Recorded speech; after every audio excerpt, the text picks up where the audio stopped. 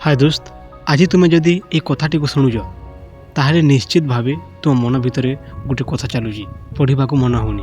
बही खोलिले मन व्यथा होची, अन्य माने आगो को जाउछंती आ मु एठी ओटिकी जाइछि। मने होची पाठ पढ़िले कोन हबो, जीवन एमिति मध्य चली जिवो। जदि तुम मन भितर एहीपरि भावना आसुची तेबे शांति रे सुनो ए भिडियो को। या कोनोसी उपदेश नुहे, या गोटे सरल कथा, जीवनर कथा, गोटे लाइफ र कथा। गाँर गोटे पिला थिला, तार ना होची माधव। माधव बहुत भल पिला थिला, किंतु पाठ पढ़िबारे तार मन लागु नथिला। सकाले बही खोलिले आखि झिमी जाउथिला। बाहर सांग माने खेलुथिबा बेले सबुदिन ताको डाकुथिले। मने होतला ए बही कोन हबो, याको खोलिले मजा हस खुशी किछि नाही। पढ़ा तो केवल चाप। माधवंक बापा चाष करुथिले, दिन सारा धूसर पसीनारे भिजी काम करुथिले। संध्यारे घर को फेरिले शरीर थकी जाउथिला, किंतु माधवंक देखिले से हसुथिले। गोटे दिन से देखिले माधव बही को पाखरे रखी चुपचाप बसीजी, ना खेलुची ना पढ़ुची, चुपचाप आँखि शून्य को चाहिए। बापा पचारिले कौन है पुआ? माधव कहला, मते पढ़ा को भल लगुनि, मन होची मु किछि करि परिबि नाही। बापा किछि कहले नाही।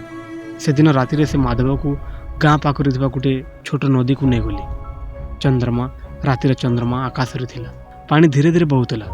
बापा कहले, देखुछु ए नदी को, यह एमिति शक्तिशाली नुहे, धीरे धीरे बहे, किंतु वर्ष को वर्ष बहिला पर पत्थर को मध्य काटी दिए। माधव चुपचाप शुणुला।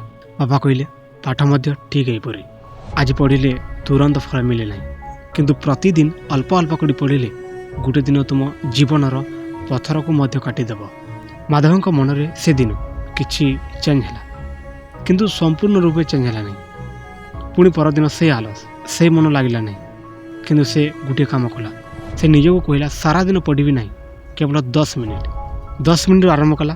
केबे केबे से 10 मिनिट 15 मिनिट था, केबे केबे पुणी 10 रे रहीगला, किंतु से छाड़िला नहीं। जो दिन मन बहुत भल न थाए से दिन मध्य बही खोलुला। 2 धाड़ी हेले मध्य पढ़ुला, 2 धाड़ी हेले मध्य पढ़ुला। दिन गला, मास गला, हठात एमिति किछि आश्चर्य है ना। किंतु गोटे दिन स्कूल रे शिक्षक प्रश्न कले आ माधव उत्तर देला। से उत्तर सटीक थिला। शिक्षक ताकू देखि हसिले। से छोट हस माधवंक मनरे गोटे बड़ आशा जगाइला। से दिन माधव घर को फेरी कहला, बापा आज मु उत्तर दे पारिली। बापा किछि कहले नहीं, केवल तार मुंडरे हाथ रखिले। दोस्त, समाज सहित माधव बुझिला, पाठ केवल परीक्षा पाई नुहे, पाठ ताकू भाविबा को सिखाइला, निष्पत्ति नेबा को सिखाइला। पाठ ताकू आत्मविश्वास देला।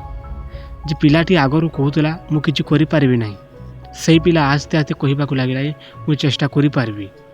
एही चेष्टा शब्दटी ही सबुठारु बड़। पाठ तुमको सबुठारु प्रथमे एही चेष्टा करिवार शक्ति देउछि।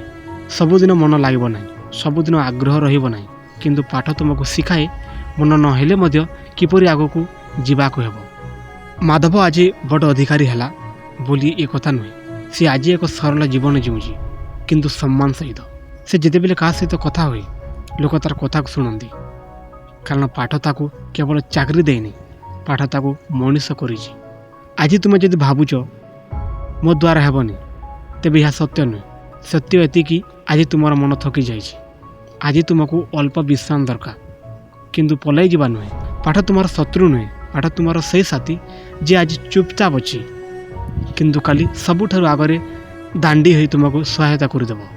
गोटे कथा सब बेले मन रखिदेव, जीवन तुमको समान सुजोग दिए ना, किंतु पाठ समस्त एक द्वार देउछि। से द्वार दे किए जीव किए न जीव से निष्पत्ति तुम हाथ रे।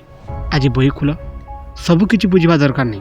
गोटे पृष्ठा पढ़, गोटे धाड़ी पढ़, गोटे धाड़ी बुझ। ये छोटे छोटे पदक्षेप ही गोटे दिन तुमको दूर को नहीं जीव। पाठ माने चाप नहीं, पाठ माने आशा, पाठ माने आलोक। आज जदि अंधार लगुच, तेबे यही आलोकटी की जलाओ धीरे धीरे निज गति रे।